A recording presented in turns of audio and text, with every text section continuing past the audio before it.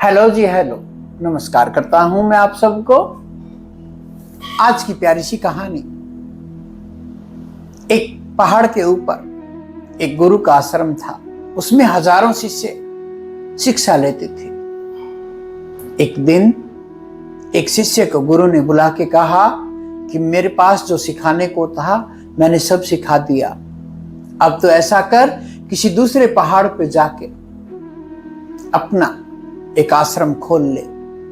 बहुत थोड़े से गुरु हुए हैं ऐसे जो शिष्य को कहते हैं कि जाओ अपना आश्रम खोल लो तुम।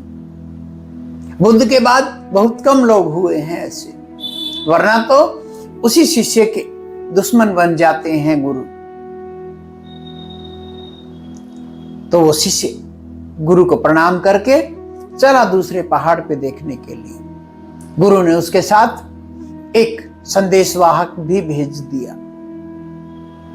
वो दूसरे पहाड़ पे जाके देखता है, अपना आश्रम बनाने लगता है। तब उसने संदेशवाहक को कहा कि जाके गुरु को कह दो कि मुझे एक सहायक की जरूरत है, मेरे ही जैसा, थोड़ा कम या ज्यादा चलेगा, पर कोई तो हो। वो संदेशवाहक उस शिष्य का लेटर लेके चला, गुरु के पास पहुंचा। गुरु ने 100 शिष्यों को उसके साथ कर दिया। वो हैरान रह गया जो सूचना लेके आया था कि एक मांगा था, गुरु ने 100 कैसे भेज दिए। तो जब चले वो सभी के सभी रात को किसी धर्मशाला में रुके। वहां के राजा को का कहते हैं मृत्यु हो गई। उसे करीब 90 सन्यासी चाहिए थे। वहां के मंत्री संतरी सभी ने उन 90 शिष्यों को अपने भोज में बुला लिया। रह गए 10 अगले दिन चलने के लिए। आगे जाके देखते हैं कोई किधर ही चला गया, कोई किधर ही चला गया। मुश्किल से 2 बचे, और वो 2 भी चलते चलते एक जगह कोई आदमी गालियां बक रहा था। तो उन 2 में से एक उसके साथ लड़ने लगा। तो वहां तक एक ही पहुंचा, एक शिष्य और एक वो संदेशवाहक। सब कुछ देख रहा संदेशवाहक मौन में।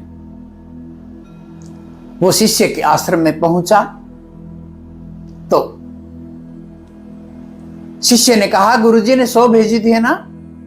वो हैरान रह गया कि इसको कैसे पता चला कि गुरु ने 100 भेजे थे और एक ही आया। उसने कहा, मुझे पता है मेरे गुरु का, और मुझे भी पता है कि 100 को भेजा होगा तो मुश्किल से ये एक आया है। एक को भेजते तो शायद एक भी नहीं आता। परमात्मा के रास्ते पे चलने के लिए भी कोई लाख चलते हैं, एक पहुंचता है। गुरु शिष्य के पावन रिश्ते में कोई एक उस पे खरा उतरता है, वरना तो कोई संसार में जो जो उनको चाहिए गुरु के पास वो मिला और वो भाग खड़े होते हैं और कहते हैं कौन गुरु। किसी को नौकरी चाहिए, किसी को पैसा चाहिए, किसी को संसार के उल जलूल काम करने के लिए शक्तियां चाहिए। ऐसे कर करके परमात्मा तक कोई मुश्किल से पहुंचता है। पहुंच भी गया तो वापस फिर संसार में जाके वो अतिरिक्त करना चाहता है। याद रखिएगा, परमात्मा हमेशा उसी को मिलता है जो स्वयं को भी परमात्मा में फन्ना कर देता है, परमात्मा में अपने आप को विलीन कर देता है। पर यहां तो हर किसी को अतिरिक्त चाहिए। गुरुजी, वो तो ऐसा हो किसी का ना हुआ, तब मैं समझ जाता हूं अतिरिक्त हो रहा है। गुरुजी, ऐसा निर्वाण मेरा करवाइए, किसी का ना हुआ हो, अहंकार अतिरिक्त हो रहा है। गुरुजी, इतना पैसा हो मेरे पास, देखता हूं अतिरिक्त हुआ।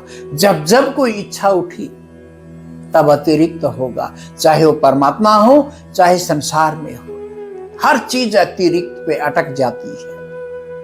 परमात्मा तो है कि जैसे पतंगा अग्नि में समा जाता है, ऐसे ही भक्त गुरु में समा जाता है, अपने आप को परमात्मा के आगे मिटा देता है कि जो जानने को शेष है बस वही जाना जाए।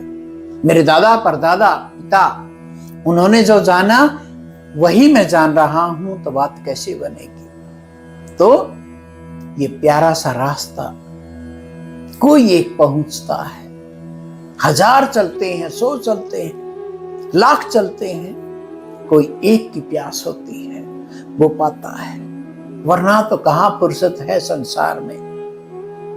तो आप लोग भी इस चीज को समझिएगा, इस कहानी को समझिएगा और देखना आप कौन से नंबर पे हैं, कितने जन्म आपके हो चुके हैं।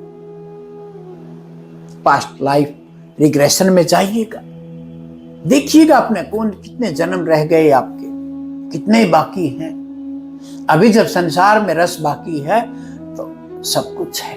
और मेरी साधना में तो संसार को जिए, जितना जीना है उतना जिए, पर अपने आप को भी जीना शुरू करें, अपने भीतर भी उस अलौकिक संसार के दरवाजे खोलें, तब बात बनती है। हरि ओम तत्सत।